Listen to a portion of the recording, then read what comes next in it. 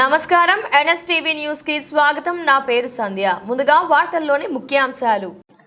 కుబీర్ గ్రామంలో నిన్న రాత్రి 10 గంటలకు కురిసిన కేవలం 1 గంట వర్షానికి మురికి కాలువలు చెత్తా చెదారంతో నిండుకుపోవడంతో వరద నీరు రోడ్డుపై నుండి పారుతున్నాయి.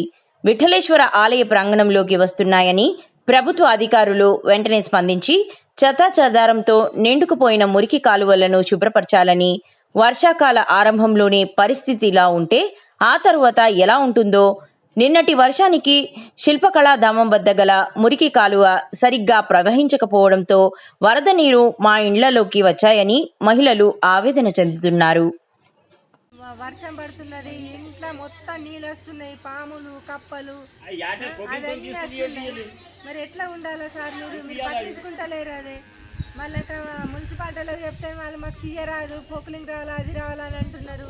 మరి పట్టించుకుంటలేరు. దీనికి ఎట్లా వేయాలి? మీరే ఏదన్నా ఒకటి చేయండి సార్. నిర్ణయం ఇది. ఇప్పుడే ఇంత బాధ ఉన్నదైతే ఇంకా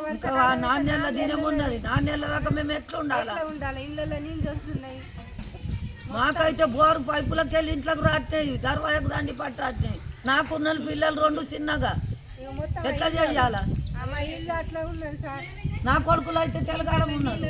అంత గలీజ్ అనిపిస్తున్నది. ఆడు పోయి దాని పంచదిలో చెప్తే ఆడు తాగొచ్చిండేమంటున్నారు అన్ని. ఈడ మీ దగ్గరనే ఉంటుంది సార్. ఇక ఏమైనా కానీ చేస్తలేరు.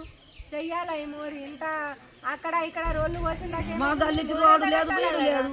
ఈ మోరి కడుతున్నా కానీ పేరన్న ఉంటుంది మీది. నిన్న రాత్రి 9 గంటలకు కురిసినటువంటి కేవలం 1 గంట వర్షానికే ఈ యొక్క మురికి కాలువలు అనేటువంటి నేరుగా వరద నీరు మురికి కాలువలో ప్రవహించకుండా బయటకు వచ్చేసినాయి. అదేవిధంగా ఆలయ ప్రాంగణంలోకి కూడా వచ్చేసినాయి. దానికి గల కారణం ఏంటంటే ఇక్కడ చూడండి, ఇక్కడ వరద ఈ యొక్క మురికి కాలువలు నేరుగా ప్రవహించకపోవడానికి గల కారణం ఇది ఈ యొక్క మొత్తం చెత్తా చెదారంతో నిండుకపోవడం. ఆ చెత్తా చెదారంతో నిండుకపోవడం వల్లనే ఆ వరద నీరు అనేటువంటిది బయటకెళ్ళి ప్రవహిస్తున్నది. ఇలా రోడ్డు వైపు కానీ అటు ఆలయంలోకి వెళ్తున్నది. కాబట్టి దయచేసి అధికారులారా ఒక్కసారి ఆలోచించండి. కురిసినటువంటి 1 గంట వర్షానికే ఈ విధంగా బయటకు వచ్చేస్తే వరద నీరు, ఆ తర్వాత వర్షాకాలం ప్రారంభమైన తర్వాత పరిస్థితులు ఏ విధంగా ఉంటాయో అర్థం చేసుకొని వెంటనే శుభ్రపరచగలరని కోరుకుంటున్నాము.